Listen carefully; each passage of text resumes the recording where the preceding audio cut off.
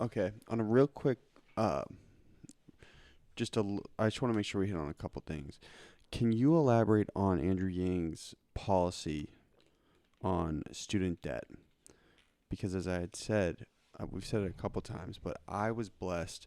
I didn't really even understand student debt until I left college, and I was like, wait, I don't have to pay anyone. I'm cool, but my friend has to pay the school back $40,000 or pay Sally Mae like 50 G's. Okay, I can start something for myself and I start from scratch. Kids my age are shafted with this stuff. It's like, okay, you're in your most formidable years where you want to choose a career, but shit, no, you got to lock into a job you might hate. Especially when it's just crazy to me. Yeah. He's got a sort of this multi-pronged approach on how he would solve student loan crisis first and foremost. But there's also a thing that he wants to wrap all of our heads around as it relates to education and how we view it and what we can do with it. So he really appreciates the spirit of free college for all, which a number of his opponents are offering, right? Free public. Free public, that's true. Free public college for all. So UMass would be free. Yeah. UMass, I came from the University of California system, that type of thing as well. So while that makes sense, here's the thing. 32% of Americans have a college degree. Proportionally, that hasn't changed much since. Maybe someone could argue that partly because of the steep costs, that's why it's leveled off. But of the people who actually do finish college, I think the number is like 44% of them are underemployed. So they got a college degree, but then they didn't end up using it for what they thought they would use it for. So, and I'm not saying that, okay, let's just say it's a liberal arts degree person and they're now working for a company that has nothing to do with humanities or whatever. I'm not talking about that. I'm talking about the person, my own friends who went to UCLA, got a prestigious degree in biology or electrical engineering, and they are currently bartending or they're a Starbucks manager. Okay. So fully underemployed. They went to school, but they're not doing anything with that degree. It's a scam, dude. So it's ridiculous. Exactly. And then on top of that, let's talk about the fact that, so I think it's like 59%. No, that's not right. Yeah, 59% of people who go to school complete it. So there's like 4 out of 10 of us who never finish. Hi, this is Melissa Lin, Yangain State Lead of Massachusetts, and this is my Golden Hour. Oh God, what's going on? Where am I going? Dad? Yes, my son. I am Deuce, the deer god. I'm so confused. Who am I? Derek. Your true name is Dercules. Wait, what? Yes, you are Dercules, the god of the forest.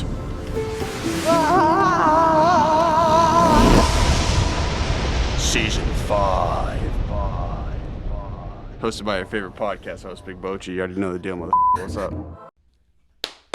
And the double clap signifies the start of an episode. But before we begin, hey everybody, this is Conor Holway of the Golden Hours podcast. And listen, if you by chance get any sort of value from this episode, whether you laugh, you cry, you're entertained, or you learn something, dude, just share it with a friend.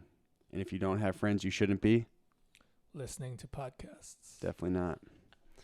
And nonetheless, before I introduce my guest on the right, an episode I'm extremely excited about. Who's in the building? Yo, it's Abu, a.k.a. Big Fresh, checking in for another episode. Big Fresh is quite the nickname, isn't it? I love it. I'm glad he started to own it too, man. Yeah. I'm pumped. I was nervous at first, but then... Dude, I'm pumped. Well, people... Doesn't Marcelo call you it now? Yeah. I love that, dude. It fits you perfect because you're always coming in here swagged up. You dress nice. On my right, again, we just ran... This will come out right after the Tulsi 2020 episode. And again, I called pretty much every campaign, right? and we've lined up a couple more episodes in the future, but both the Tulsi campaign and your campaign was the most receptive to doing untraditional media. And so I appreciate making this so easy on us. Thank you. Oh, it's absolutely our pleasure. You got to follow the man, Andrew Yang. He's role modeled that for all of us. And to say, all media is good media. The podcast god, Andrew Yang. Yes, he is. And so on my right, I have Melissa Lin of Yang 2020. And before we begin, I just want to say thank you so much for coming. Thanks for having me. This is phenomenal. We're in the back of a freezing warehouse. This is awesome. But there's a really tiny heater that's keeping me warm. So well, it's off now. It's placebo effect now. Nonetheless, can you just give a quick synopsis of who you are and what you do? Yeah, I could quickly say in the daytime, the cape that I wear, I'm actually a healthcare consultant, work full-time. I'm actually traveling around the world, taking care of hospitals here in the U.S. and then across the pond as well. But at night, and maybe whenever I'm procrastinating, I also hold the title of the Yang Gang State Lead for Massachusetts. So as you can imagine, for Andrew Yang, he's a scrappy kind of guy. Doesn't have a lot of funds, but he knows how to spend his money. And one of the things that he's always said, and he's actually quoted for saying that his biggest superpower is the Yang Gang. So while he may not have the funds to be paying loads and loads of staffers across every single state, he does have Yang Gang members who are passionate about his work and are basically helping him to carry his movement wherever they are. So Massachusetts is fully volunteer run. We don't yet have paid campaign staff members here in the States, but we'll be moving on to Super Tuesday fairly soon, so we should see that coming up. How big is the team in Massachusetts right now? So it depends on how you count it out. So we have 3 New England regional organizers. So they're responsible for helping to manage the strategy of all of New England. Was that Yenny? There's Yenny DeRoche, Christine Donahue, who was actually our original Yang Gang State Lead of Massachusetts. She discovered Andrew through the Humanist Report back in 2018. So she's super OG amongst all of us. An OG Yang Gang member. Exactly.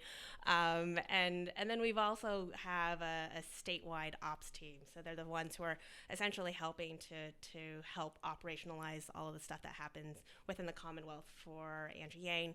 And then we've got a bunch of local leaders, folks who are our primary contacts for local Yang Gangs, university Yang Gangs, all dotted across the entire Bay State. So they help us essentially to keep in touch and make sure that they're finding more supporters and converting them to volunteers and finding more folks that way. So how did you initially come? Because when we had talked on the phone, you're like, this is the first time I've ever really dipped into politics ever, right? Yeah. Isn't it? Oh, yeah. How did you initially kind of catch wind of some of Yang's policies and be like, yo, man, I really want to get involved in that? Yeah, so let me be clear for your viewers and listeners.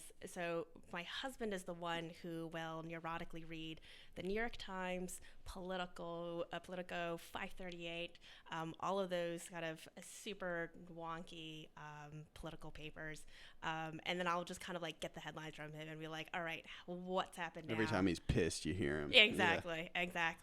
And so I was not tuned in at all. I was like, I'm kind of basic current affairs kind of girl, but other than that, politics, not interested, not excited. And it was him. So he sent me the Freakonomics podcast back in January of 2019. And he just said, hey, this is a really interesting guy who's running for president. Taiwanese American, just like myself. So I figured that was the reason why he was sending it to me, just purely from an identity politics perspective. Is your husband Taiwanese? No, he's a Jewish American kid. White like me. Oh my God, yes. And so he's like, take a listen, see what you think. Kind of an interesting guy, out of the box. And I was like, what do you mean by that? So I listened to the podcast while I was away on a work trip, and I had to rewind the podcast 4 times at 3 different spots because I was like, wait, what did he just say? no, that doesn't make any sense whatsoever. $1,000 for everyone? Is this Yeah. guy serious? Yeah, it was just stuff like that where I'm just like, what is happening? Like, he was talking about the way that capitalism works, and even with the best of intentions, trying to be an entrepreneur, capitalism totally just sucks you dry. And I was like, what's going on? And that's how I got hooked. So that was the first hook. And then what ended up happening is we saw Joe Rogan, and then he was actually here in February. I remember there was a rally, right? Wasn't it in the Boston Common? No, we were even before that. So that was back in March. In February, the Asian American Association or whatever from Harvard invited him to come speak. Obviously not about his campaign per se, but more about like his identity as an Asian American and what it means to be involved in politics. So it was kind of like a successful Asian dude like talking to Harvard who might be Correct. running for president. Correct. Got So it was like the standard like disclaimer: we're not endorsing him, but he is here as a presidential candidate. Yada yada yada. And I was like, let's go see what this guy's about. And midway through the interview, I just turned to my husband. I was like, this guy's fucking moneyballing the presidential election. What is this? And so it was just stuff like that where you've never heard a politician really talk in that way, who's really using data and facts to drive his thinking and is really being thoughtful about why he wants to derive policy in a certain way. And the fact that he's speaking about all different kinds of Americans. And he's not, driven only to the Asian American population. He's not driven just to the Silicon political Valley, elite or to the Silicon Valley folks, which, mainstream media constantly say, oh, this guy's from Silicon Valley. By the way, he's not. And so it's like, this is incredible that he can wrap his head around the issues that we are facing as the United States of America, and to be able to come up with fairly succinct ways to help eradicate poverty and to really start to solve for the human condition. And it's just like, I'm hooked. I don't know what else to do. And he's charismatic too, so like... Yeah. He is, although hilariously, having watched him for such a long time, we joke a little bit about how he's gotten smoother, he's less awkward, he knows how to like unbutton his jacket when he sits down, like all the basic things that like a polished candidate would potentially know because they've got the consultant that helps them with that kind of thing. And you're just like, you know what? He's just a socially awkward guy like most Americans. So that's actually kind of endearing. Yeah, he's wicked relatable. Yeah, exactly. So before this, you had never had a real interest in politics? No, absolutely not. So you were just that compelled by his policy. You're like, dude, this guy's the man. Yeah. I think I would at a minimum perform my civic duty and vote in a general election, possibly in primaries and maybe senatorial and House of Representative campaigns. But You're from Massachusetts? No, SoCal. Whoa, whereabouts? San Bernardino. Okay. Yeah. I mean, I went to LA once. I don't know a whole lot about Cali. I loved it out there. It was sweet. Think about the Inland Empire is what that region is called. We typically would call it the armpit of California. So the smog would roll in from the Los Angeles coast into the valley. So that's kind of what we are known for. Sounds terrible. I know. When did you come out here? I came out here back in 2006 for grad school, and then stayed. Where'd you go? Let me guess. Harvard? No. Okay. No, that would be Mesa. I was going to say, you seem wicked smart. I go to school in Boston. I don't. No, I went up to Dartmouth, actually. In Oh, cool. Hampshire. Yeah. So you are wicked smart. Oh, all right. I don't know. My sister graduated from HBS, Oh, so I'm familiar with living in the shadow. There we go. Where did your brother go, Big Fresh? UMass Amherst. Oh, so you guys are like equal playing field. Yeah. Oh, there you go. Is that how your parents see you guys? Or are you the smart one? He went to Brandeis. I think my brother's probably more the smarter one. F that guy, man. Okay, so you hear about his policy. You've never really been into politics. And then when you kind of jump on the wagon, are you like, damn, there are a lot of people in the same position as me who never really cared that much about politics, but this guy's like speaking to us? Oh, hands down. Like almost 95% of the people that I've met who are part of the Yang Gang have been either disengaged from politics or have been peripherally, acknowledgeable enough to be a responsible member of society, but barely beyond that. It's so interesting. His the following is so passionate, and it's such a group of people who would just traditionally be like, dude, politics are like for geeks and nerds, and like we don't have time for this, man. Yeah, absolutely. Especially if you think about, I mean, people that I've personally met, and now who I can certainly call friends to some extent.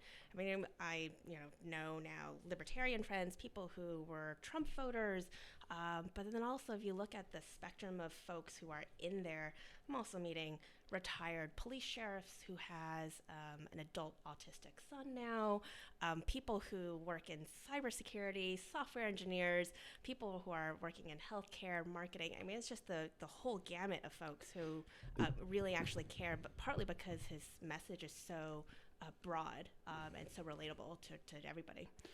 Is it mostly people in like our demographic, like 20 to 40? No. No? There's one of our most passionate, actually a set of two family members that we know in the Massachusetts Yang Gang. One is in his 60s, and his mother is Roz. She's going to be 83 this year. What is she like about him? She just cannot get enough of him. If you want to look her up, she actually just recently did Nerds for Yang podcast where he had her on her show and he's like, can you just tell us what your experiences are like? Because you've lived through multiple presidents. And I think she actually is quoted for saying, I've never been this excited since like Reagan. And we're like, what? See, that the whole Nerds for Yang podcast thing is like really, really interesting to me because the campaign is slaying it on social media and making the campaign relatable to consumers. And it's calculated, though. It's not just random. Like, I mean, we were talking about this beforehand about how he was like, I guess I got to go see Parasite now. Or when didn't he like whip cream some lady in their face at a rally? I was like, this guy's like loves it. It's awesome. Yeah. He's making sure that his campaign is fun for people because that's what people ultimately want. I mean, the entire election at certain points seems like reality TV, and so it comes across that he's like, I'm enjoying myself, like I'm a major candidate still. Yeah. The interesting thing is I've had a couple of my own friends who, are not quite yet picking anyone, but they appreciate my enthusiasm for Andrew's campaign. And they'll say, wow, he really knows how to play to his audience. And so I'll actually correct them and say, you know what, though? That's not him doing something on behalf of a core demographic. That's just him being him. And so the interesting thing I think that people realize when they meet him for the first time or multiple times over is that he's just consistently being himself. And he's not genuine. He's genuine. He's authentic. He's playing to it. He truly is having fun.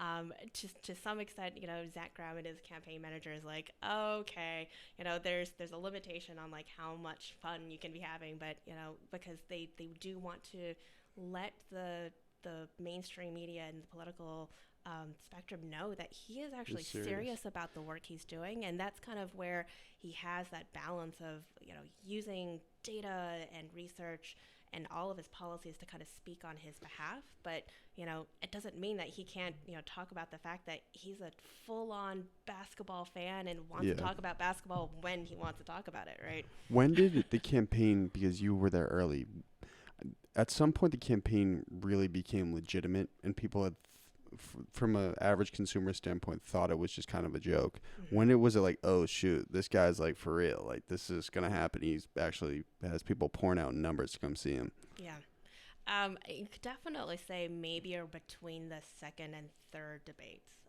When was that? Was that about October or November or so, where you could start to hear how different the moderators were asking questions about him. I think the first one or two, they would specifically ask him questions about China, and it was like, slightly implicitly racist, Yeah. because don't ask the sole Asian guy about Asian China. American guy about China. But then they started actually asking him questions about, and actually the other candidates, they were forcing them to respond to whether or not the freedom dividend was truly serious policy, and what does that actually mean with respect to their own views of how they would be running their own administrations. And I think that's when you could see the rest of America kind of say, hey, he's better at understanding the problems that are facing our everyday lives, and he's responding to it better than any of the other candidates on stage who are under the same pressures as he is under that hot light. So. And so you were on board before it became legitimate, Yeah. like I'm talking about, right? Yeah. So what has your day-to-day been like as a campaign lead? When you're not like Melissa, the healthcare professional? And does anyone in your like normal workplace know that you're a big Yang person? I mean, very, very subtly, I think some people know that I'm into it, partly because I have like subliminal messages you could see on my the background of your phone, yeah. And little things like that. But are you purposely keeping it quiet, or? I think, well, partly it was because we don't talk about politics. As most workplaces are. And technically, I don't work in my physical office, so I work remotely. So, so I don't have too many people physically in the office to talk to about that work. But when you think about what it takes to be helping to strategize amongst really, really passionate and really smart people who you don't get to see often. I mean, our regional organizers that are out in Worcester and Newton and out in Peabody, but we can have these great strategizing calls or conversations online about, okay, what's the next thing and what's the next thing. And I think a lot of it has to do with both the clear vision that the campaign really informs us of to ensure that we're on the same track as they are, so that we can properly represent not just Andrew's movement, but also the work that needs to happen for him to continue to be strong in the race. But also is the fact that they do give us a lot of freedom to be able to figure out, okay, we are ultimately the subject matter experts of our state. So what is going to work for Massachusetts? We know more about our supporters and our super volunteers. So what's going to get them excited? What actually is, evidence-based in terms of turning out the vote and everything else specific to Massachusetts or to New Hampshire, and how do we support that? And that freedom and flexibility really allows us to pivot much more naturally, I think. Okay, so real quick shift. I'd said this during the Tulsi episode too, but I think if we can use our podcast as creating some hashtag value for people, it's for kids our age, me and Big Fresh. Big Fresh, you're 23, right? I'm 24. No one really cares about the election enough to get out and vote. It's just the truth. My friends, they don't really care. There's some people who are really passionate about it. And so I want to at least be able to simplify Yang's policy and how they relate to people my age and in my position. So one, can you just kind of simplify universal basic income, what it is, what it means, and does everyone get $1,000 a month? Yeah, absolutely. So the freedom dividend comes from this. That's what it's dubbed, right? The freedom dividend. That's what he's called it. It's the one. I don't know if it's the single time that he's actually called for a focus group, but it's the one time that he talks about the fact that he used a focus group to figure out what was the right name for it, because universal basic income doesn't quite roll off the tongue. Yeah. Nor does it sound the freedom dividend. particularly interesting. Money for all. I know, right? So the freedom dividend comes from this age-old concept called universal basic income. Those of you who've heard him talk about this on other podcasts will know that it's come from back in the days of Thomas Paine to Martin Luther King. Andy Stern has also talked about it prominently as well. But the ultimate idea is that it's not means-tested in any way possible. It's money in your pocket for any American citizen, no questions asked. So simply by being an American citizen, you get $1,000 a month. The number was set essentially by figuring out what was the poverty level, which is about $12,000, and so therefore, his point is that everybody should have the opportunity to participate and contribute to society, but you shouldn't have to start at zero. So at a minimum, start at $12,000 a year at essentially where the poverty level is set, and then start to feel like you might have a choice in whether you go to school or whether you stay at home with your kids or whether or not you quit the job that is really abusive or doesn't really suit what you think is the right way to spend your time every day, to go find another job or to make your own business or anything. And that's really what the freedom dividend comes from.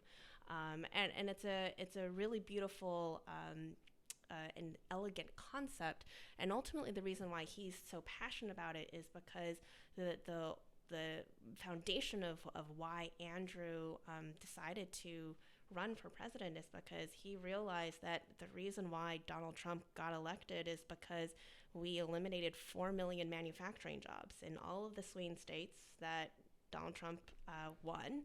And in many, if not the majority of all of those manufacturing jobs got eliminated because of automation and technology. We do live in the 21st century, so we are all experiencing it now with smartphones, the things that we see in our supermarkets and fast food joints, or how customer service is being run nowadays, where you typically are getting bots first before you get the real human. It's the worst. Being. Ugh. That's all technology around us, You right? ever been on the phone with GoDaddy? Oh, Oh no. God. Oh. The worst thing in the world? Oh my God. Hit 987654321. Put your name in. They'll call you back in 20. They call you back in 20. It's another robot. Like, good Oh my God. See, and that's the thing is right now it feels clunky. It feels like they're not actually getting to the solution that you need to resolve your GoDaddy problems. Are we advertising for GoDaddy all of a sudden? Maybe not. Depending on what we're talking about here. I was joking. If you guys want to sponsor. But it's going to get better is the thing. And so when you started thinking about all of those call service workers who are on the receiving end of your second attempt at solving our problems or your third attempt at solving those problems, the AI is going to learn more and more over time. And it's this acceleration cycle that comes with machine learning, where all of a sudden we're not going to need that human being anymore because they'll have learned enough to solve your problems and actually leave you satisfied next time. And we're seeing that in manufacturing, and he's already predicting that that's going to happen with truckers, because Self-driving trucks. Self-driving trucks that are being... Shout out to Tesla. Right. So Tesla's doing it. I think Volvo is doing it as well. But there's the most recent story about the robot truck that brought butter, frozen butter, or refrigerated butter from across the U.S. and did it successfully. No way. Yeah. Look it You up. heard of this? Yeah. No, that's one. I'm just gonna search this. Go Oh my for it. God. Go for it. What's the name of the company? I can't remember off the top of my head. But What should I Google search? just look up robot butter truck and it'll come up. But This could come up as a couple things. that's what's happening right now, right? So the thing about Andrew, I think that people misunderstand about him is that it's not that he's saying that technology is bad and that he wants to slow down technology. It's inevitable. It's inevitable. Humans will always err on the side of convenience, no matter what. Exactly, right? And that's part of what you're seeing from a lot of the solutions that are coming out of Silicon Valley and all of the other tech hubs. That's why there's an Uber for everything. You know what I'm saying? Exactly. You've got Uber Eats. And so many other things that We had Postmates. We had a company up here called Host, and they're like the Uber for private bartending services for corporate events, and they're killing it. Yeah.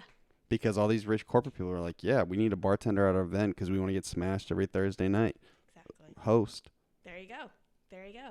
And they figured out how do you standardize that process of getting basically a planned event, and that one aspect of getting bartending into your space, right? Mm-hmm. And you can see how that can be repeated across so many different kinds of industries, so many different kinds of needs that we have as human beings.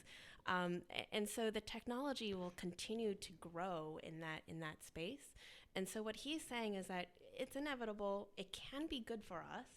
A lot of those jobs that technology is replacing, they're incredibly grueling and very manually intensive. And they wear people down physically and mentally. I can't remember the name of the book, but there was a woman who published a book that was basically about what is it like to work at a McDonald's or Amazon fulfillment center, where it's like these constant, repetitive, manual, labor-intensive jobs. And she talks a lot about the toll that it takes physically on your body and also psychologically, and that people come out of it basically to some extent with PTSD.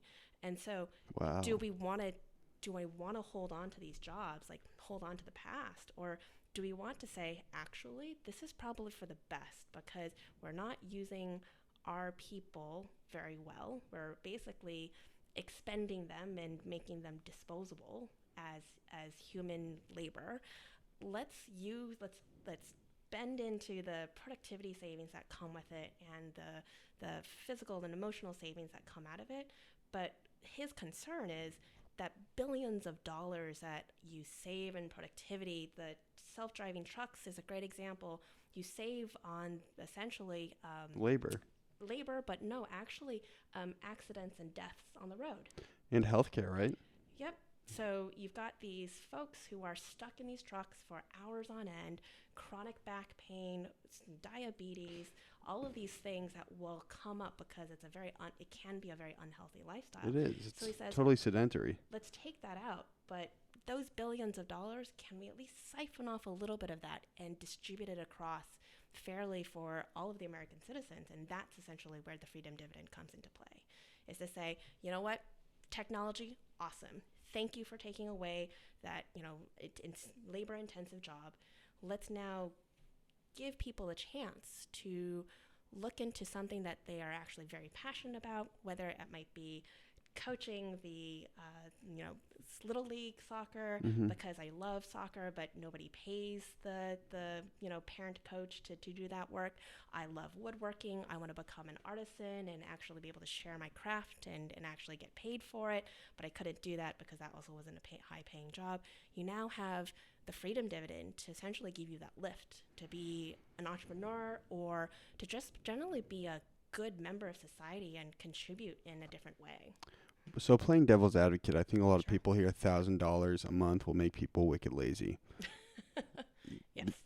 Okay. Sure. So what would you say to that? I would be surprised to see how people can live on $12,000 a year. So if they can, by all means, then don't work. But I would be impressed. But it's just like being on a salary. It's just like the check's coming in, so you don't necessarily have to bust your ass as hard or work as hard. Like, my groceries are paid for this month. I don't have to exert myself the extra effort. And I think why a lot of people have friction to it is because, like, as Americans forever, we've rewarded the extra work, the intestinal fortitude, the initiative. You know what I'm saying? Yeah. Oh, yeah. No, America's essentially founded on that intense that grind, baby boy. Ethic, right? But here's the thing. So studies, if you look at past studies on universal basic income and where it's been done, there were specifically two groups of people who chose not to work because they were receiving essentially the freedom dividend. They were young people who chose to go to school, or they were parents who decided to stay at home with their young kids. I wouldn't argue that would be a bad thing. Oh, so kids get 1,000 too? No, so it's the parents that were staying at home, right? Because they want to be able to be there for those formative years of learning, right? The engagement, interaction with a parent, spending time with them, listening to them, talk to them and read books to them. That kind of learning that's happening in those years, those were the kinds of people who chose not to work as they were receiving that universal basic income. So those people went back to work after when the kids grew up, they started going to school. Then they're like, okay, great. I still have this $1,000 a month or whatever the money was for that particular study, and I can now use it to now decide where do I want to go to work, where do I want to spend my time. So I think it's a reasonable question to be asking about what does happen when people have the freedom dividend in their hands. But I think people would be surprised how easy it is for their cynicism to be displaced, because people do want to contribute to society. There is a social identity that does come with working, and so people will want to gravitate towards, okay, I've got this floor now that I can work with. What do I want to do? I love to bake. Can I make my own bakery and open up my own business? Sure. Not with 12 G's. You need more than that. Well, you need more than that, but I think that's the thing. Is it gives you the initial. I get it. It gives you the initial investment to start thinking about how can I do that, right? I'll tell you right now, if I had $1,000 a month, I would easily rent out a studio space. $1,000 extra. Right? How many more productions would you be able to do by doing this? And to be able to we would not slow down. Right? To be able to have all the podcasts that you could possibly have, with all the content that you want to be able to share with your listeners. Who knows? I get it. Question though, how does the government, how are they going to regulate the 1,000? Like, what if you dump me 1,000? I was like, yo, I'm just going to go buy mad weed. So here's the thing. So you're going to go buy some mad weed, which for Andrew, he's going to legalize it. So that's all right. So I'm going to go buy right? mad Percocet. Oh, Lord. Now we're going to the black market. Yeah.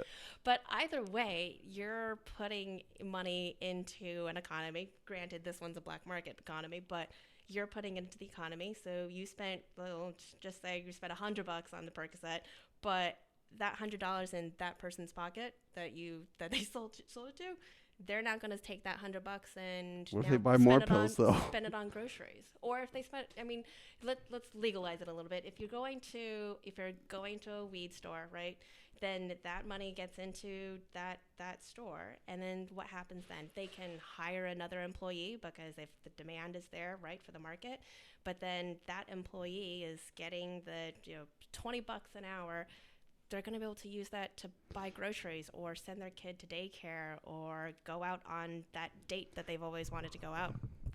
I get it. How do you regulate it though? Like, would they give you maybe a debit card on certain expenditures? Like, okay, here's 1,000. You can only spend this on food, gas, and shelter. No questions asked. So it's literally just like they give you a G. Yeah. So you just got to hope people are good people and they spend it on the good stuff, right? Well, I think that's the thing that it's a common question that we get a lot of the time is, well, what do you do if someone decides to spend it on something irresponsibly? Yeah, if someone bought a gun. So I'm sure, fine, someone spent it on a gun, which we could talk about Andrew's gun policies later, but it's still funneling into the economy, right? The interesting thing is that $50 or that $100 you spend gets spent again and again and again. And so that is creating far more value in the economy than what you could possibly do if you tried to have tax cuts, and use the trickle-down effect that we've been sold is supposed to be working, but clearly hasn't. So how would it work? Like, you would wire your bank account number to some sort of like government-funded program, like the Freedom Dividend, and they would just be like, okay, it's March 1st, here's a G. Yeah, I can't remember what the functioning mechanism that he's talked about. He's mentioned it a few times, but I think generally it's supposed to be essentially electronic so that you don't have the fuss of like the paper check that gets lost in the mail or goes to somebody else and check fraud and all that jazz. So yeah, I think, Andrew being Andrew wants to make it technologically savvy, and so coming up with a way, I think, essentially through like a debit card mechanism to essentially help support that. And when would that take place? Like his first day of his presidency? Well, considering the mechanics that would have to be worked out. It takes so long, right? It's similar to, people ask that question a lot of the time. I think it was in one of the debates of what's the first thing that you're going to work on or the only thing that you're going to work on. And I think Obama essentially kind of had to do that. It was like, I'm just going to work on Obamacare for the first 2 years because it's a really hard thing to put into place. It's going to take mad long. Yeah, so I think for the and then freedom it got reversed. Well, parts of it. Yeah. Parts of it got it reversed. Still there. So that's the interesting thing about Obamacare is parts of it have been reversed, but the crux of it, The skeleton is still there. Yeah. it's still there, and the market has already pivoted. And so knowing a lot of the different kinds of insurance companies and providers, and particularly in our country, they've essentially said it's too much work to undo it. Yeah, we've already done all the work. So we're just going to keep on going. So you've seen that we're totally going off on a tangent here, but this year alone where it got reversed, the mandate got reversed, and the attempts to advertise and promote Obamacare, the deadline to renew, that also got siphoned away in terms of its budget.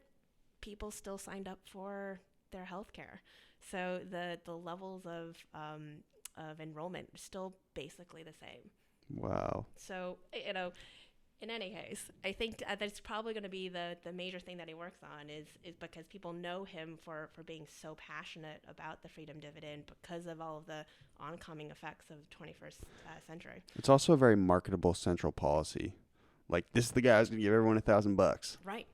It makes sense. I was having a conversation with the Tulsi campaign. I was like, she kind of chose like a tough central policy. Like, we want to pull everyone out of war so we can use all that money and then put it to stuff in the States. So it was smart. It's really smart. And one thing that me and Big Fresh were talking about before was $1,000 to someone in Boston is a much different than $1,000 to someone in Little Rock, Arkansas. Sure. So is there a spectrum with that if people get $1,000?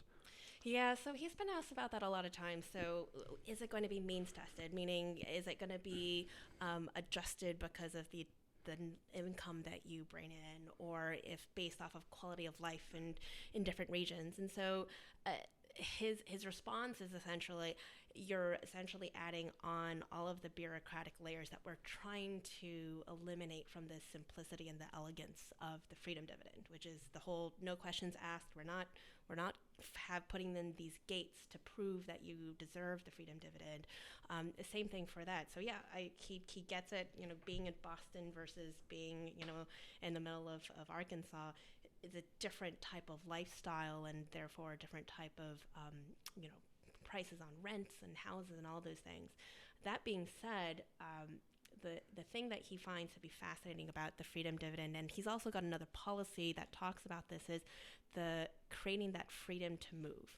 I can't remember what the specific It's really metric interesting is. that you bring that up. Yeah, because he talks a lot about how that used to actually be a metric that we watched very closely, is how often people moved in the country to essentially find better opportunities. And that has come down to essentially an all-time low because people are enchained to their jobs,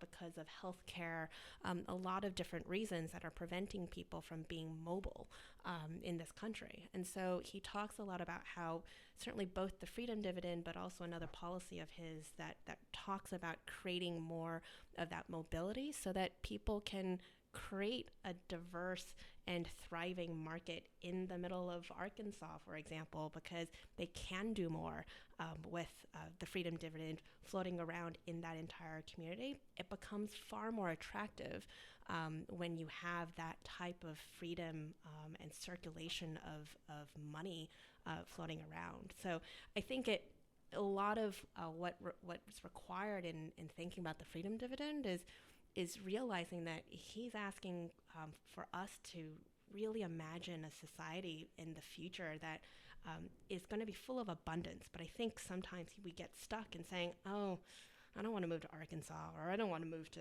Mississippi or whatever, and dump on some of these poor states in the middle. But it's like, but what would it look like if all of a sudden there's $43 million a month floating around in this one town? What could we do differently, right? I get it. So where would the money come from? Sure. Great question. So there's a couple of different ways that he's going to pay for it. Also, you understand this policy. You got it down, man. Came ready. Thank you for answering all that questions. I'm surprised you know the answers to all this stuff. Well, this is the thing about Andrew Yang is he gets everyday people starting to become super nerdy, and I think that's part of his acronym of math, right? He talks about like he's the guy who knows all the math, but in all actuality, it's an acronym that stands for Make America Think Harder. So I know more. I'm not an expert at all, but I know more about geoengineering and thorium than I probably ever would before he entered my life. This guy got you pumped, man. Because he's starting to talk about it, and I'm intrigued. I'm like, well, what does this mean, and how does this work, and is nuclear energy really actually safe now? Like, okay, well, I want to know more about it. That's what he does to people. So go figure. So the freedom dividend, how's it going to get paid?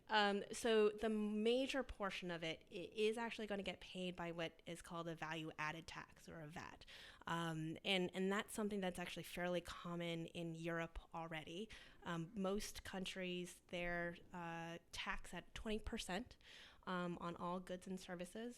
And so he's actually proposing to do it on an average of 10%. So it's already at half of what is most commonly used overseas. So federally, everything is, you have a 10% tax on it. Correct. And so you buy milk in Massachusetts or you buy milk in Arkansas, it sells for, let's say it's $1, it's a cup of milk. You're going to pay $1.10. Yeah, exactly. And he would actually argue that because milk is a common staple, it's something that if you're looking at how people spend their money, especially people in the lower classes, that they're going to be spending their money on food and food staples. So if anything, he's not going to have a value-added tax of 10% on milk. He might actually drop it or exempt it altogether.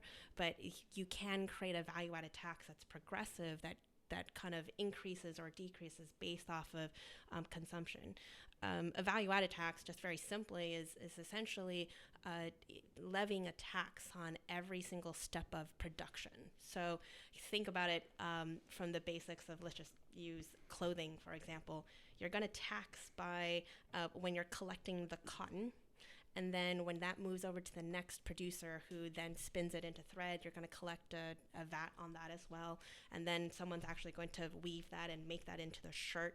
That's going to levy a tax. And then you're going to have to sell it to the stores to then sell that to us. And so there's a couple of times where a VAT is going to get picked up. But it's going to be 10% on average along the way. So that's going to be like 1 cent here for the cotton. I get 2 it. cents, 5 cents, 10 cents, until you get to the shirt that we buy. From production to consumer. Correct. It's 10% so total. we buy it for $30, but you're going to have that 10%. So, it's going to be maybe $3 for VAT, but that's going to get paid throughout. So every single producer in that line, they're only going to be paying a little bit at a time. And so that money eventually gets funneled up. So what actually Andrew talks a lot more about is the fact that, the value-added tax is going to be really, really important when we look at that, robot truck mile or the Amazon sale or that Facebook click on that ad. All of those things could also be applied with a value-added tax. And that's where all of the savings are happening right now for technology, right? So you're getting all of this revenue, but we're not seeing that in local newspapers for personal ad revenue, for example. So those things are where we're going to pick up on the revenue to then redistribute. That's the majority of where the freedom dividend is going to get paid for. He also talks about capital gains. Are rich people pissed about that? You know what? He's got a lot of people who he knows who are part of that class, and people who are, if anything, part of the folks who are creating that technology. And he asks them, would you be willing to pay just a little bit so that, society doesn't go into a total and utter collapse? And they're like, oh yeah, no, absolutely. But you know what I'm saying? Like, I feel like someone who's, let's say, self-made right now. Yeah. They're a multi-bajillionaire. They're like, okay, I started broke. Why should I pay a little extra money so it can go to someone, again, in Arkansas who might just use it on a bag of weed? Well, that's the thing, though, is that if you ask that person in particular who essentially did start from scratch, they'll recognize that along the way, they've had these opportunities that were given to them or that they were able to seize. And that is through, the having an entrepreneurial spirit, having mentors who are able to support you through that, people who are willing to give you that first initial seed of investment, right? Where are you going to get that seed of investment in from now? So the mindset of abundance that Andrew Yang talks a lot about, that's trying to encourage people to say like, hey, there's actually more money in the richest country in the world. We can actually distribute it really, really well and use it through the freedom dividend. And so new bajillionaires of the future, of the 21st, or if we get there, the 22nd century, they'll be able to have folks who have a freedom dividend who say, you know what, last month I spent my $1,000 on weed. This month I spent my $1,000 on utility bills, trying to be responsible. Third month, I'm going to spend this $1,000 on my friend who's got a really cool idea, and I think he's got something going, and I want to fund his company. That person could be the next bajillionaire, right? So if anything, that person would actually truly understand why the freedom dividend could really help.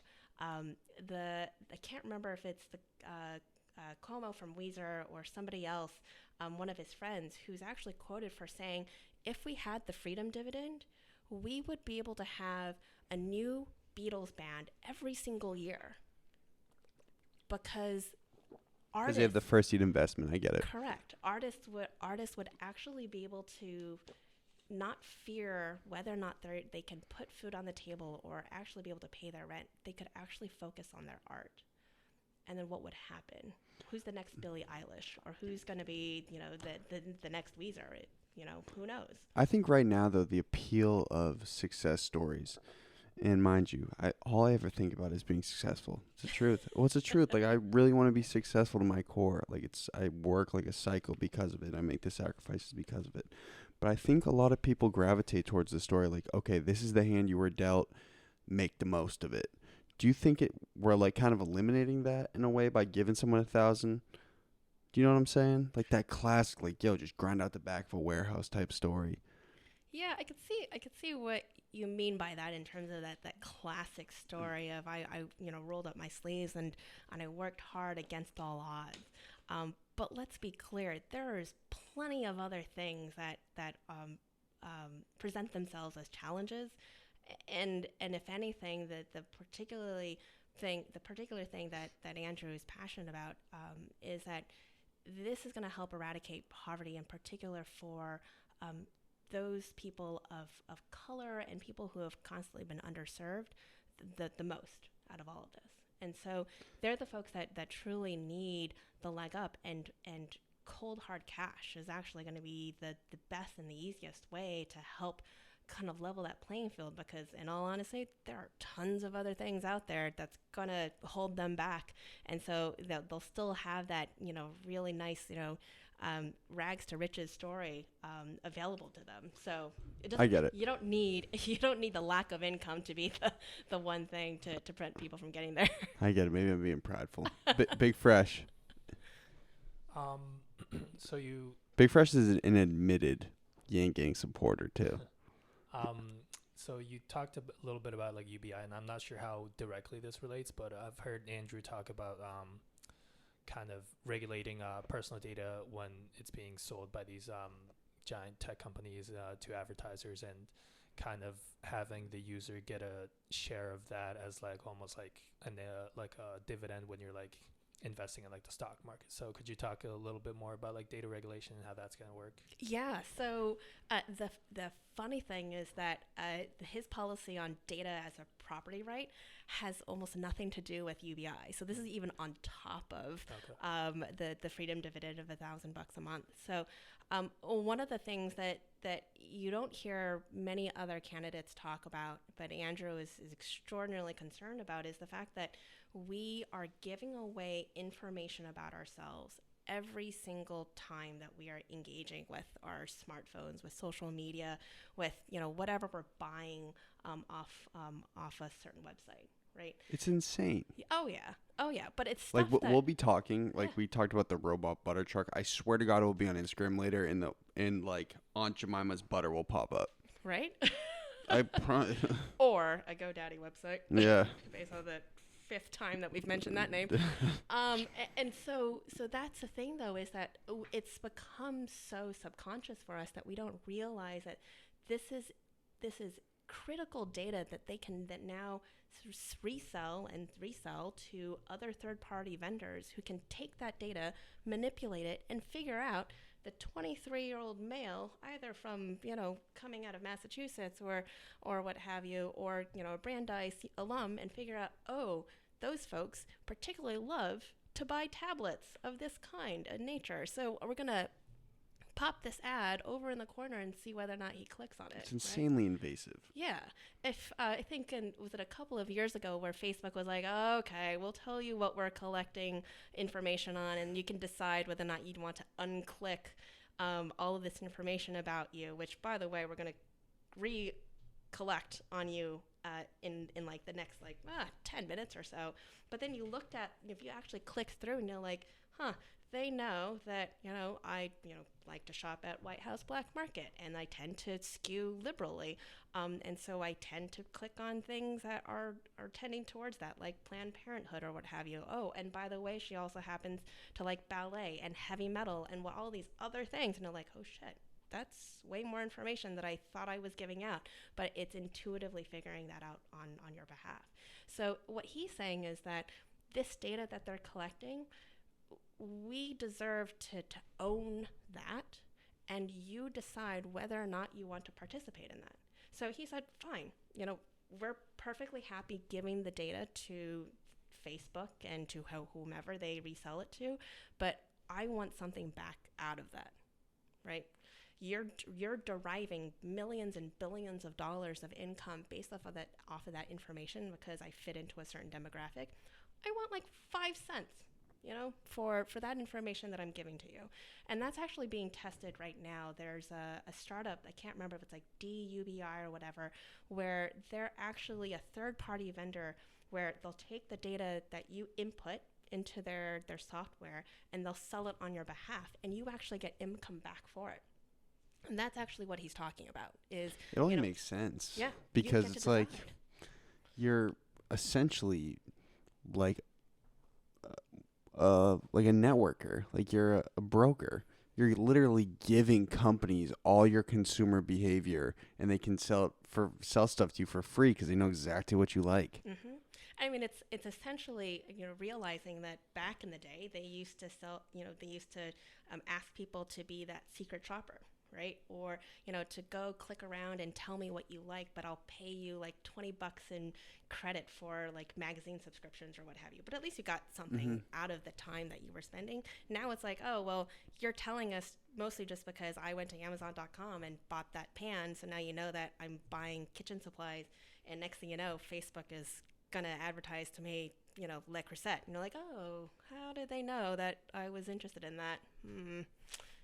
So it's become this thing where it is so subconscious that he's like, wait, time out. Like, let's tell them that, we deserve to earn some portion of that income. And, you're talking, again, a very small sliver of it, but it should be a right.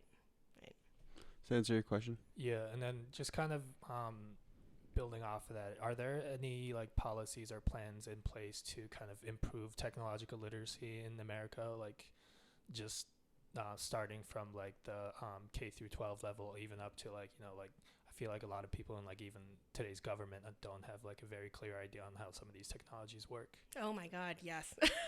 Just evolving so fast. Yeah. So there's a couple of things that he wants to put into place. So let's talk first about kind of K through 12 literacy. So there's a policy that he has that talks essentially about kind of life skills literacy that he wants to embed.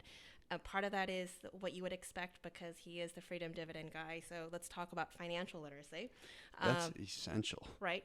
And the funny thing that he says all the time is like, we could put financial literacy classes in now if we wanted to, but you're not going to pay attention if you don't have any income, right? If your mom and dad are struggling to pay the bills and you personally don't have any income and you don't even know what's going to happen after you graduate, you're essentially thinking about, what's the job that you're going to get so you can help out mom and dad. You have no money to try and understand these fake scenarios by which you're trying to calculate interest rates on a checking account, right? Because you're not going to have a checking account. You've got no money. Yeah, I didn't really understand any of this stuff until after college. Right? But if you know that you're going to get $1,000 a month starting, 4 months from now because I'm going to turn 18 before I graduate, you better believe that you're going to start paying attention, right? So that's the basic thing. But I think as part of the number of different types of skills that he wants to introduce, one of them is about time management and how do you use technology and particularly social media and that type of thing.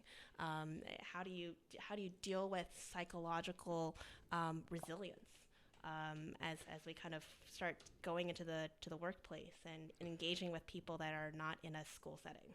Right, so there's going to be an aspect of that he's really interested in, and then he goes all the way to the top as well. So he's constantly quoted for saying that we used to have what we called an Office of Technology Assessment that was part of the administration, and they got rid of it back in 1995.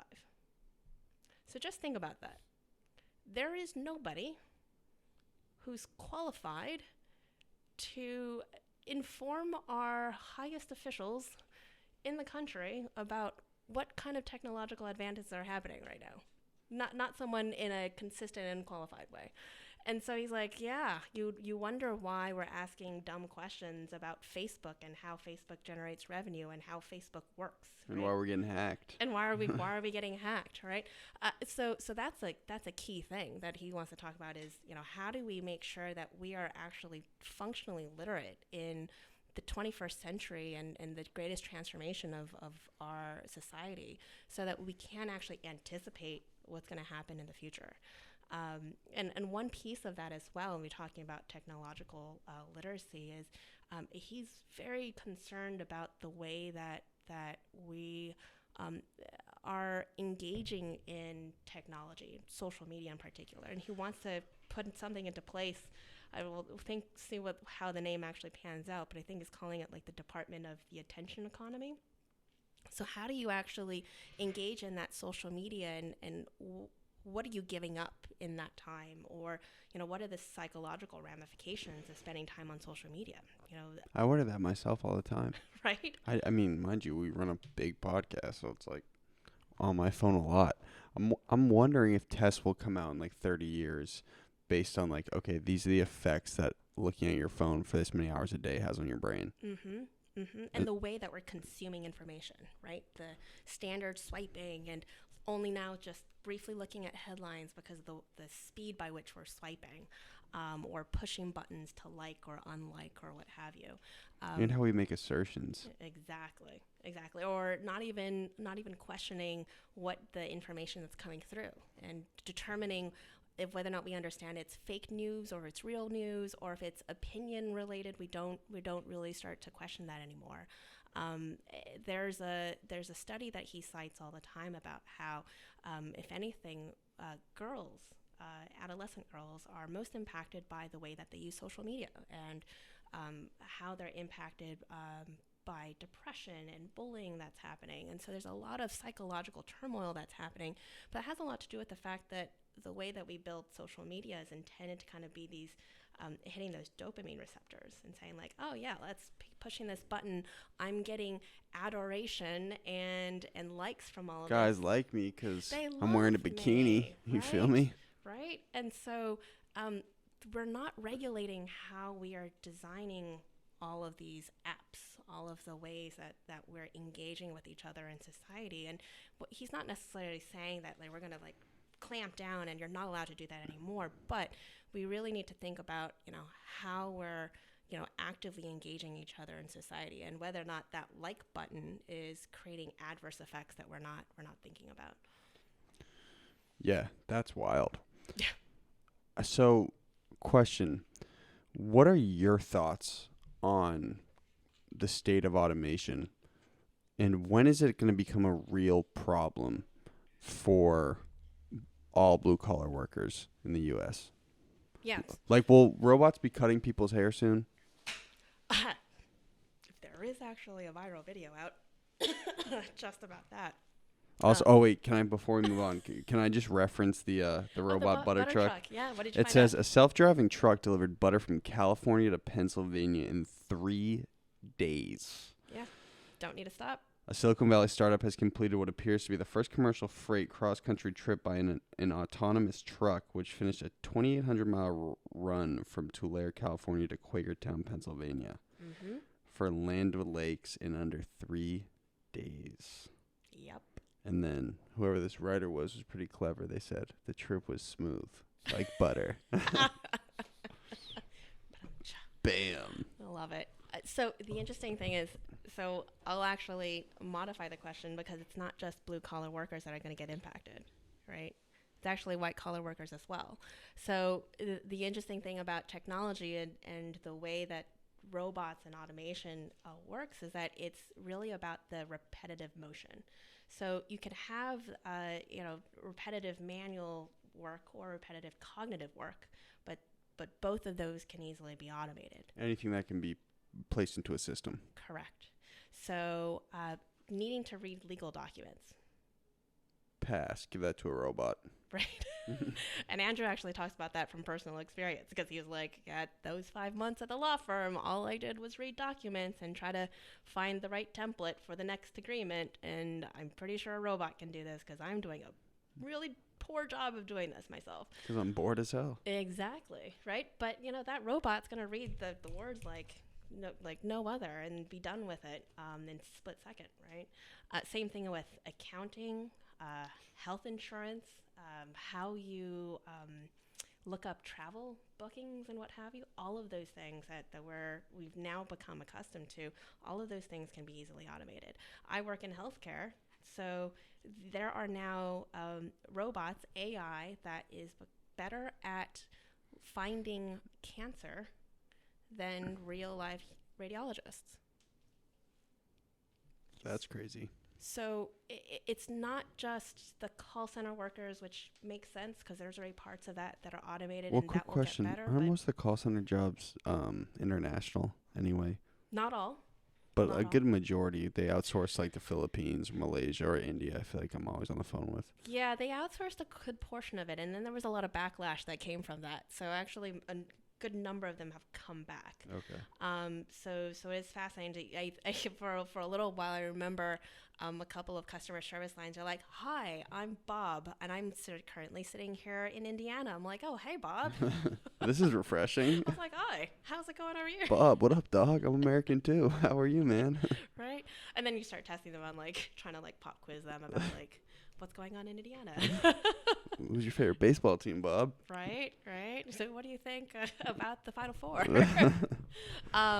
So it's not just blue collar workers that are going to get impacted. There's a lot of jobs that are already on the way out. And you start to see that in your everyday work, even in my own industry, as I had mentioned, it's becoming easier to do that. The other thing to be thinking about is the fact that as those jobs get eliminated or get reduced down, so you might not need that executive assistant. So let's say you have 10 executive assistants at the company, and then it drops down to maybe 4 executive assistants. That's 6 people out of a job. But are they getting reallocated, the jobs? Where could they be going? You don't know. Well, that's the question, right? Is what do we do with those folks? And so some people, I think when Andrew started to do the research, he's like, what does happen? Does retraining actually work? And the research actually tells you that the success rates of those are anywhere from 0 to 15%. There is a New York Times article that looked at West Virginia, I think, and there was a huge scandal there because they got rid of essentially all of the coal mining jobs, and then it was the manufacturing jobs. And they said, okay, well, we'll retrain all of you to become coders. Oh, this is the whole learn to code thing. Yeah, so learn to code. So there's no regulation on what happens with the retraining aspect of it. So there was this company that came in and said, hey, we'll take the funding that you're getting from the government to replace you, but you get this retraining reimbursement. We'll take your money, we'll train you, you'll get a certificate, and you'll be ready to go out there. And it turned out to be this huge fraud. Well, yeah. Who the hell's gonna? because nobody's holding them accountable. So this company disappeared out of thin air and is like, wait, we got this training. It wasn't even that good. We got this flimsy piece of paper and we still don't have a job. Now what? Right? So even if they were good, then what happens? So where's the market for it? You know, these people want to stay in West Virginia, but they've got these coding degrees, supposedly, and there's no employer out there for them. Still doesn't work, right? But I think the point that needs to be made is that there are a lot of jobs out there, or there are a lot of roles that we play in society that are currently not being well funded, or at least doesn't have a quote-unquote market value. But if you start to introduce the freedom dividend into this, you've got that $1,000 a month. Let's just say, I'll pick one, daycare, right? Daycare people, if you didn't know this, don't get paid very well. And these are people who are trying to take care of your young ones before they go to kindergarten, and they get paid shit. Right? But what happens if maybe we use that $1,000 a month and then we actually have someone who wants to open up his or her own daycare business and actually pays them a buttload more money? They're going to feel psychologically far better, right? They're actually going to pay more attention to your kids because they're not worried about putting food on their own table. You're going to create and foster these wonderful kids who then want to learn because they've actually got this great care back when they were little kids and could socialize better because their daycare assistants were actually taking care of them. It changes the way that you look at society, right? So I mentioned earlier the Little League soccer, right? So you've got the coaches who do that just as a volunteer gig, right? But what happens if we start to change the way that we fund society, and people say, you know what, I am retired, I have a little bit of a savings off to the side, so that's going to help me to stay alive and put food on the table and everything, but I also have this $12,000 a year that I can work with. I'm going to put all of my time to just full on volunteering and supporting this charity that I really love the most. And so now all of a sudden you're looking at different ways that people are participating in society and not just worrying about how do I get that job to pay for my rent and for my food. What, in my mind, and I could be totally brain dead, but what jobs could not be automated? And what I'm thinking is like any jobs that involve personality and entertainment, for the most part, you can't replicate that with a robot. But other than that, what jobs are not at risk of being automated? Jobs that require human connection, essentially, right? Bingo. That's the perfect way to describe it. Jobs that require human to human touch. So caregiving is a gigantic section of that. Where we're putting our grandparents into nursing homes and what have you, also not very well paid jobs, but to consider the fact that we could change the marketplace to give those people a better leg up in their hourly pay. So in terms of elderly and child caregiving, for example, you're thinking about a lot of the jobs in healthcare, just because that's where I work, so it's easy for me to think about that. So like physical therapy, occupational therapy, that type of thing. So it's a lot of that hand-to-hand touch. Nursing is still and emotional connection too. Oh, yeah. Because humans require that, Absolutely. And it's going to be a while before we get like a robot psychologist. I think there's going to be... I'm not hiring that robot, man. I think we can use technology to make that easier. So, I may not physically, let's just say I'm agoraphobic. I physically cannot leave my house because I'm terrified of the outside world, but I desperately need some help, psychological help. Let's use technology to get me face-to-face access by video, a psychologist who works with my psychiatrist to help modulate my medications. That's crazy right? shit. But can you imagine? We're now helping that person to work through his or her fears and mental illness, and potentially maybe be able to walk out the door and go out and get the mail, right? But they're not going to be able to do that if they literally can't go to the psychologist's office. at this moment, right? That's a good ass point. So it's a lot of cool stuff like that. Andrew also makes the joke about how you're not going to get any robot plumbers very soon because it requires a lot of fine motor skills to be able to kind of weave your way through the backboards and what have you, or electricians. So that type of work is going to be, it's going to be a while. I mean, they might be able to automate portions of the job, make it easier for them to get sight of something in the back because they're using like little tiny cameras or what have you. That's really cool. But at the end of the day, that person is still going to be a person. It's not going to be a robot anytime soon. Do you think there will ever be a period where humans are like, okay, these robots provide me tons of convenience and my life moves way more smooth and easy because of it? But there's something that's very central to human nature about struggle in the first place. You know what I'm saying? Are humans going to be fundamentally different if they can't experience like day-to-day struggle? That's a good question. Yeah, I mean, like, you know so much about yourself because Yeah. you've been through some shit and you're stronger because of it, right? Same Yeah. thing with Big Fresh and myself. Yeah. Are we omitting that by automating everything? It's a great philosophical question. I don't think we have enough time in this podcast to talk about it at all. I'm getting better at this podcast I thing, know, Big Fresh. right? Also, I don't think we have the right beverages to be talking about. Yeah, we'll do some Hennessy next time. We'll get There it we- loose. There we go. Big Fresh, get on it, all right? It's a really good question. Like, are we going to become like, the human beings that were stuck on the ship of Wall-E, right? I think Wally. Wall-E. It's a really good question. And yet I think, the way that I imagine it is, do we want to become Star Trek or do we want to become Mad Max? Do we need that much strife and terror and scarcity in the world to exist? Or could we potentially have a world where the convenience that we earn allows us to think differently about society, allows us to be more free to learn, allows us to start to unbuckle some of the stigmas that we have in life, like mental health or neurodiversity issues that we talk about now? Is there an opportunity for us to unlock other kinds of struggles that we haven't had the freedom and the opportunity to actually dive into, because we've been dealing with a lot of these base level struggles? I get it. Right? If you're in constant fear, it's hard to kind of self-analyze. I understand. Yeah. I mean, talk about one fear that we should be talking about way more, but we don't, because we're still struggling to live paycheck to paycheck, which is about 60 some odd % of That's Americans right crazy. now. It's not good. But guess what?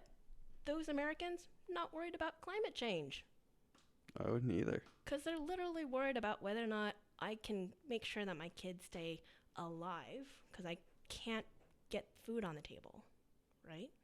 So it's stuff like that where it's like base level can't resolve food issues, basic life, shelter, the Maslow's hierarchy of needs. But if you start to resolve some of that through the freedom dividend, then we can talk about, hey, are we actually going to save the earth? Because we also need that to exist in order for us to actually enjoy this. Mm-hmm. So, Okay. On a real quick, I just want to make sure we hit on a couple things. Can you elaborate on Andrew Yang's policy on student debt? Because as I had said, we've said it a couple times, but I was blessed. I didn't really even understand student debt until I left college. And I was like, wait, I don't have to pay anyone. I'm cool. But my friend has to pay the school back 40 grand or pay Sally Mae like 50 G's. Okay, I can start something for myself and I start from scratch. Kids my age are shafted with this stuff. It's like, okay, you're in your most formidable years where you want to choose a career, but shit, no, you got to lock into a job you might hate. Especially when it's just crazy to me. Yeah. He's got a sort of this multi-pronged approach on how he would solve student loan crisis first and foremost. But there's also a thing that he wants to wrap all of our heads around as it relates to education and how we view it and what we can do with it. So he really appreciates the spirit of free college for all, which a number of his opponents are offering, right? Free public. Free public, that's true. Free public college for all. So UMass would be free. Yeah. UMass, I came from the University of California system, that type of thing as well. So while that makes sense, here's the thing. 32% of Americans have a college degree. Proportionally, that hasn't changed much since. Maybe someone could argue that partly because of the steep costs, that's why it's leveled off. But of the people who actually do finish college, I think the number is like 44% of them are underemployed. So they got a college degree, but then they didn't end up using it for what they thought they would use it for. So, and I'm not saying that, okay, let's just say it's a liberal arts degree person and they're now working for a company that has nothing to do with humanities or whatever. I'm not talking about that. I'm talking about the person, my own friends who went to UCLA, got a prestigious degree in biology or electrical engineering, and they're currently bartending or they're a Starbucks manager. Okay. So fully underemployed. They went to school, but they're not doing anything with that degree whatsoever. It's a scam, dude. So it's ridiculous. Exactly. And then on top of that, let's talk about the fact that, so I think it's like 59%. No, that's not right. Yeah, 59% of people who go to school complete it. So there's like 4 out of 10 of us who never finish. It just doesn't make sense to me that you go to school for so much money. Like right now, like some of these schools are like $65K a year. You go because you want to be a functioning member of society. Yep. You show up, you work hard, you do all the papers that end up not even being applicable to anything you're actually going to do in the workplace, even if it is the same major. You get that done and then you leave, and then it's like, oh wait, you did your job on being a good member of society, but you got to give us $100K. Yeah. What the hell? It's ridiculous. Yeah. So YouTube University, man. Hello. Or Khan Academy. So. Oh, Khan Academy. Sponsor. So, there's so many different ways that we can educate ourselves now. So there's a whole other conversation, we get some Hennessy for it maybe, about how we can get educational attainment that doesn't need to go through the traditional constructs of education. That's a whole other conversation that Andrew can talk about. But the interesting thing is that we're selling this idea, and I'm not saying that not everyone deserves to go to college, but it's continuing to perpetuate the idea that college is the be-all, end-all, right? If you go to college, you're going to get this lucrative career or this successful career, however you define success. That's really the only pathway by which you can do that. But that's not the case, right? And we have our own personal stories. We've got the statistics where kids are graduating and then they end up never actually using their degree. And yet there are really phenomenal vocations, jobs out there that are actually really well paying. We'll talk about the plumber. They get average is like $60,000 a year. And so I had to go to school, and then I'm out now being a Starbucks barista. They actually make bread, but if you're a barista, no. But the managers make some bread. I'm friends with the manager. He's actually doing okay. But how many years did it take for that person to finally get there? That's a fact. Right? As opposed to, you know what? Forget college. I'm going to go straight to the vocational school that my high school has a relationship with. I will actually come out with an apprenticeship before I even graduate, and I'll already be making money as soon as I put the tassel on the other side, right? We currently, the number of students that we have going through vocational training is something like 5 or 6% in America. And in Germany, it's 59%. We're not saying that everybody should be funneled to go or a welder into vocational training, but it clearly there is a dearth of workers who are in that space right now, and we desperately need more and more of them. And yet there's becoming this stigma of, oh, vocational training, that's kind of a blue collar job. That's not going to be worth anything in society. And actually, I can't fix my own toilet. So yeah, this person is highly valuable to me. I'm gonna hire Mario. Yeah, or Luigi.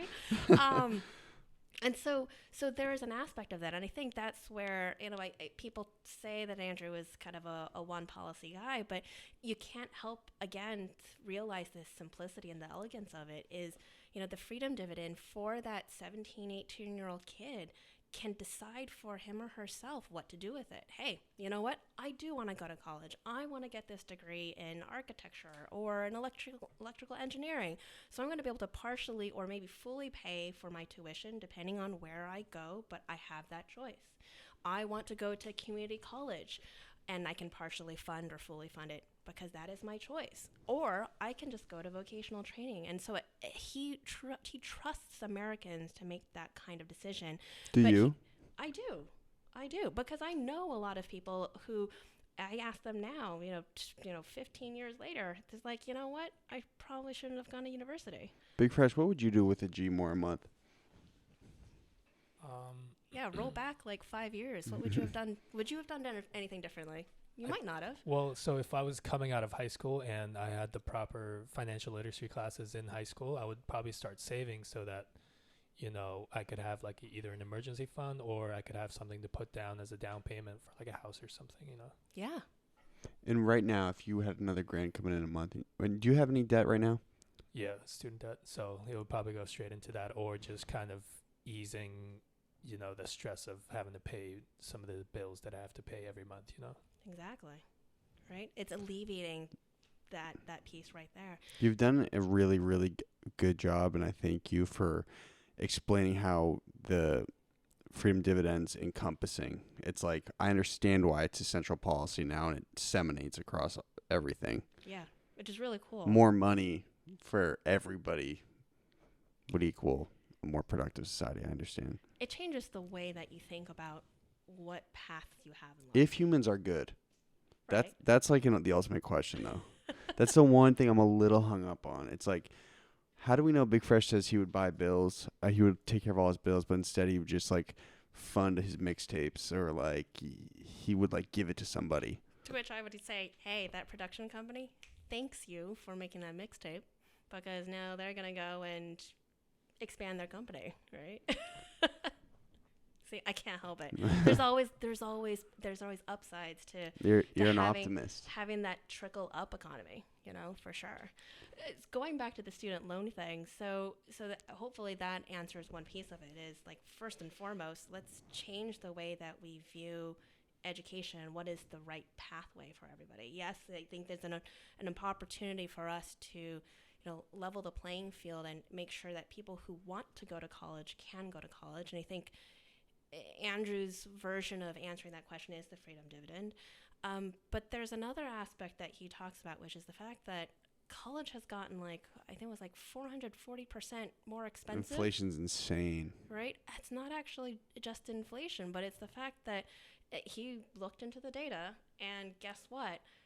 Administrative overhead is the key factor that has gone up consistently. So they're just charging more. Correct. Yeah, that's what I was going to mention, because I think I was really shocked by this number, but the president of Brandeis gets paid anywhere from I think the last figure I saw was $800K a year. And I don't know what they do on campus that is that valuable that they have to get paid that much. Well, yeah, essentially they're a CEO of a business. Yeah. That's what a president because it's just a massive business. Yeah. Well, the interesting thing is that, certain universities, not all, but certain ones have massive endowments of several. Yeah, Harvard was $300 billion. Yeah. You weren't here for the we had the Harvard rowing coach up here. He was saying $300 billion or something crazy. Yeah. Yeah. Michael Bloomberg spoke at my sister's graduation. Uh-oh. I was like, my sister's going to be rich. Let's go. There you go. I know there's another school that's they've got $1 million of endowment per student that they could spend, but they don't. And so the money is technically out there, but it's not being spent. Administrative overhead is getting higher and higher, and yet the ROI essentially isn't there.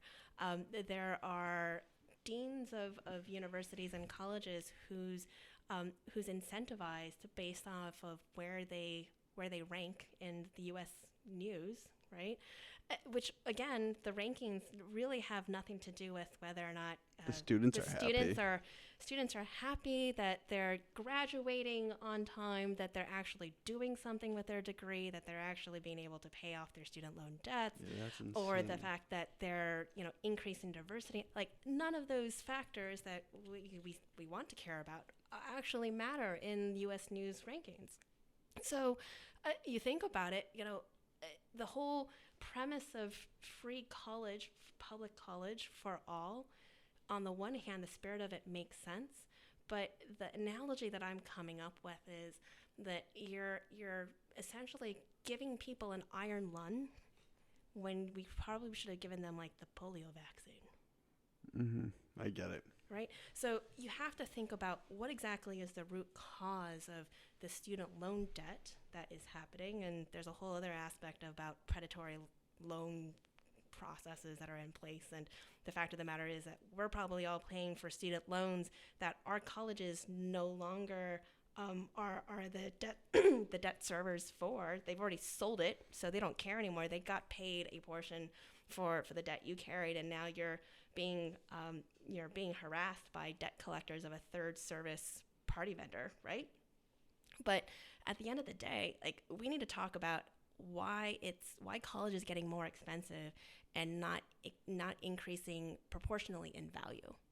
Okay, so how do we start to alleviate some of that? How do we start to bend the cost curve of how much college actually costs? And then we can talk about, okay, so if you've gone from $60,000 a year annually in tuition, and now it's bent, and now it's $40,000, how does the freedom dividend apply? Or what else do we need to do in the system by which education and the industry of education is functioning? And how do we continue to look for other ways to help reduce these ungodly expenses? AI, technology, maybe that might be a portion of it, but who knows? So I think there's a lot of different things that contribute to the student loan crisis at this moment, like the fact that currently the government profits off of interest off of our loans, and that shouldn't be the case. Or the fact that for bankruptcy proceedings, you can't declare your student loan debt as part of your bankruptcy. So there's a lot of things that need to be fixed systemically before we start talking honestly about free college for all. Well, you know your stuff, man. Real quick, so Yang is now like, how do you do now? What, fourth? Depending on where you look at, he's anywhere between 4th and 6th place. Yeah. Okay, so his campaign is slowly being legitimized back on the campaign stage. Does he have a shot at winning? Depends on who you look at. If you look at traditional prediction models where you're looking at how elections were won back in the day with polls and political endorsements and all that, probably the answer is no. If you look at betting markets, which is a fascinating and a very hairy place that I still don't quite understand personally, but the odds are actually even with a lot of the top 4 competitors, which is fascinating. What is it going to take to, on the campaign trail, to give him a bump and get him more momentum?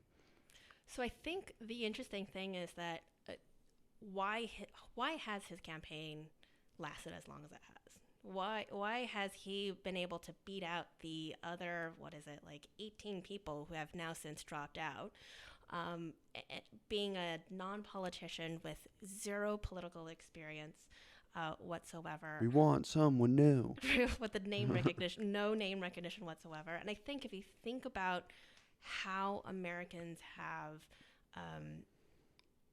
voted with their feet over the course of the last few administrations, starting from Obama, when it was hope and change, very much a populist, but also very singularly driven vision. What a crazy election that was, huh? And it was incredible, I went to the inauguration, the 2008 one. Really? Wow. It was insane. Yeah. Because It's like 2 million people there. I was like, oh my God. The passion that he was able to really engender in so many Americans just because of his charisma, his vision, the things that he was saying. So it totally turned election upside down, right? Same thing with Trump, for better or worse. He had a singular populist message about, I know why you're suffering, and MAGA. I will make America great again, right? And that's all it took for us.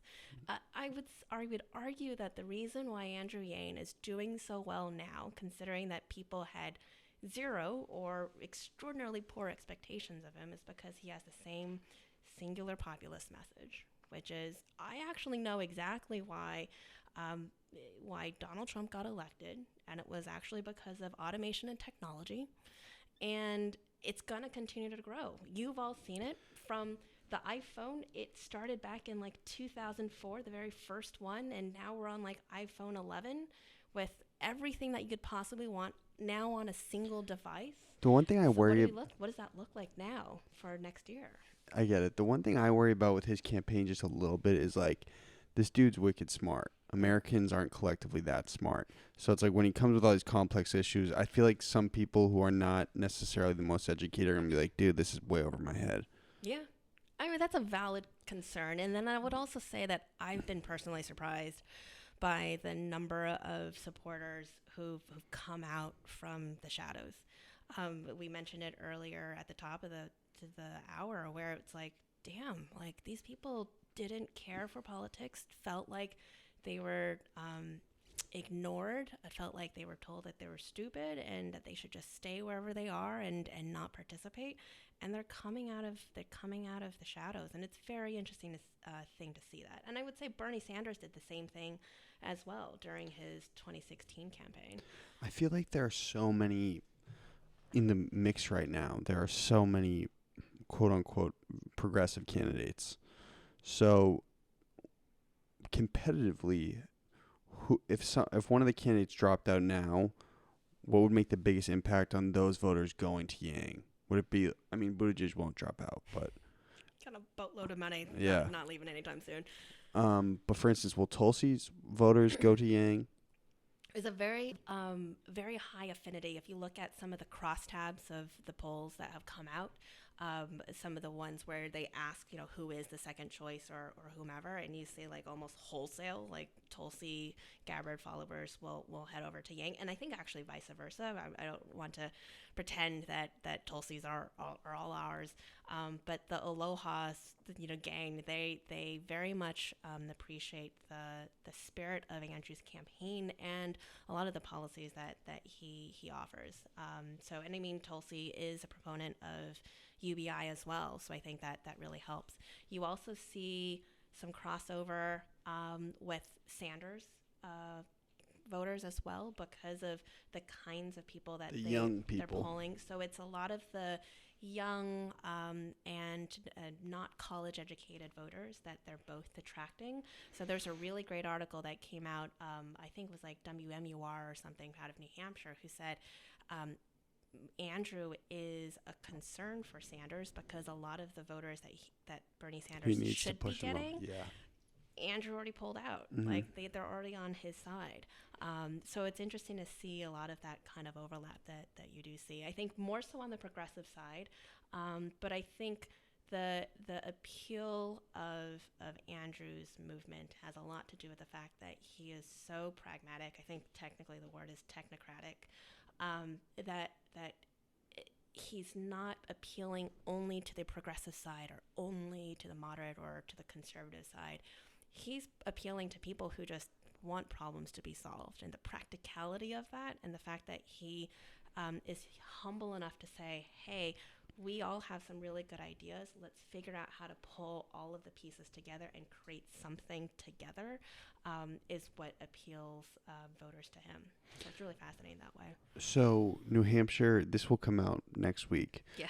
So New Hampshire's tomorrow though. Tomorrow. So what's going on? Like what's going to happen? Yeah. So I think the campaign's been very, very smart. Like you'll watch this in a week. You can be like, Melissa, I was right. Well, and I think that's the thing is that you have to be as adaptable as possible and to just say, let's just go with the flow and see what happens. But it doesn't mean that you're not busting your ass, making sure that you've done all of the work that you could possibly do.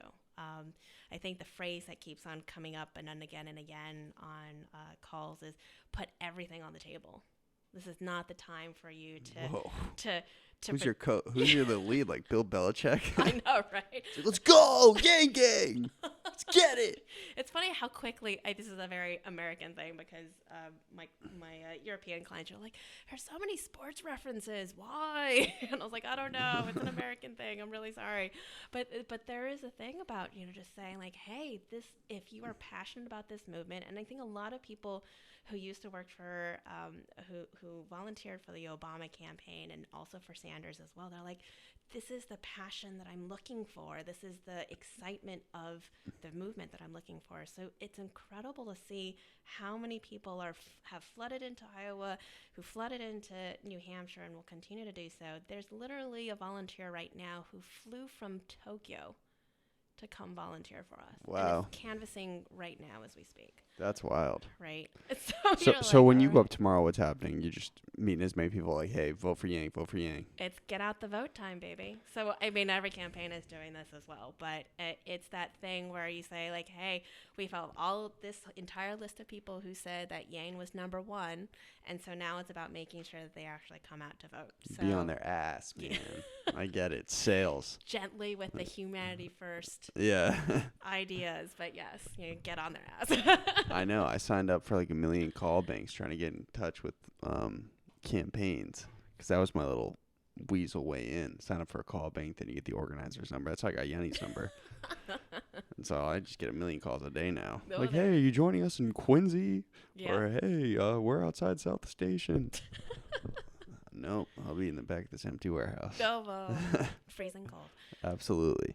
So, real quick, one more thing. Yes. If Yang is not nominated, and I'm definitely going to get this book, will someone elect into a cabinet, you think? Some people say like cabinet of labor, possibly. Yeah, there's been a lot of talk about, hey, this guy's so ridiculously smart. So if he doesn't make it as a president, for the love of God, make sure that he's in the administration at a high rank, because otherwise that's like talent that you're squandering right there, right?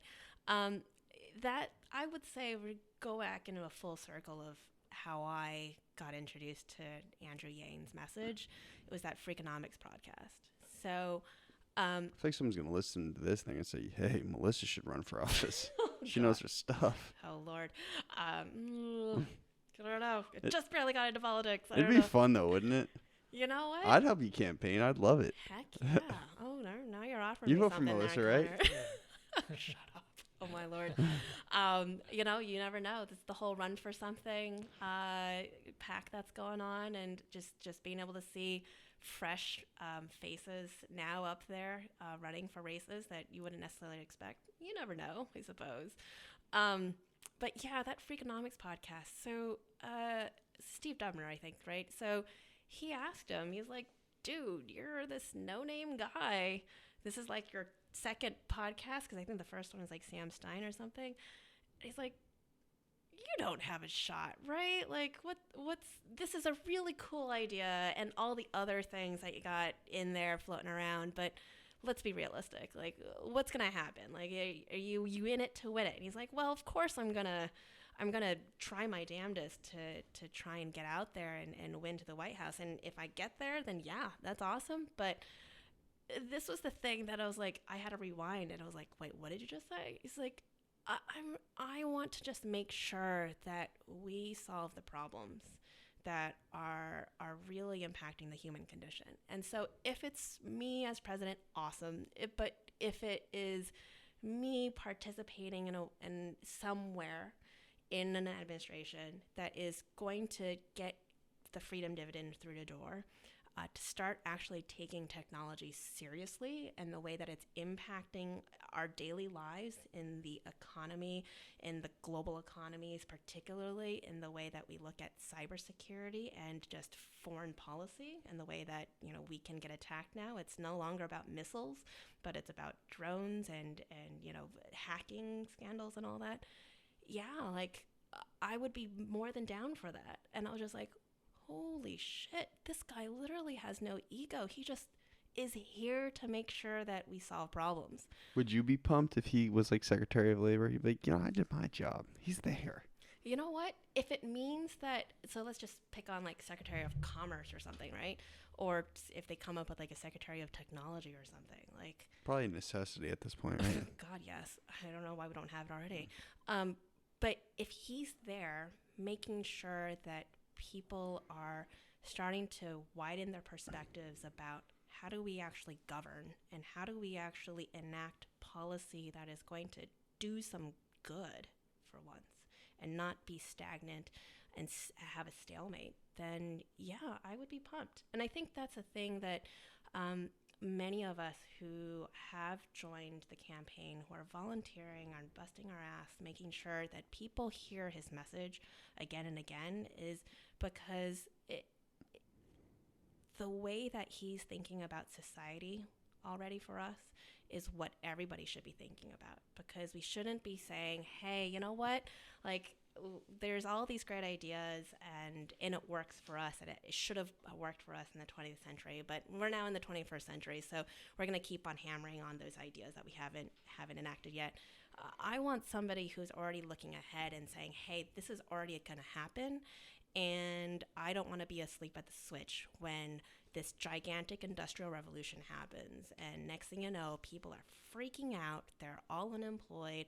What's going to happen? They're going to go to their base primal urges, and there's going to be violence. I don't want that to happen. I think we deserve better as Americans, and I think we're smart enough to be able to solve that ahead of time. So, hey, you know what? He said it himself. He's not going to run third-party candidate. His first and foremost job is to make sure DJT gets out of the office, and then let's make sure that, we're going to be serious about how the freedom dividend is going to come into place. And you've seen The Hill talk about it a bunch of times, and a bunch of mainstream media folks as well. He's like, Andrew's busted the Overton window wide open. People are saying before, like, hey, like maybe it was like in the teens percentage points of people who would be interested in universal basic income. There's a recent poll out of Iowa that says it's now 53% of Americans in Iowa who would want a universal basic income. That's how much he's changed the conversation. Pretty wild. Honestly. 5x. I mean, that's insane. Oh my God. So, you know what? He's already done his job, and then he wants to continue pushing it even more because he knows that people are ready for this conversation and that they're ready for us to truly move forward and make society the way that we can make it for this upcoming transformation. We're ready for it. Well, let me say this much. I learned a ton this episode, and I'm very grateful to have run it. Thank you so much. Hi, this is Melissa Lin, Yang Gang State Lead of Massachusetts, and that was my golden hour.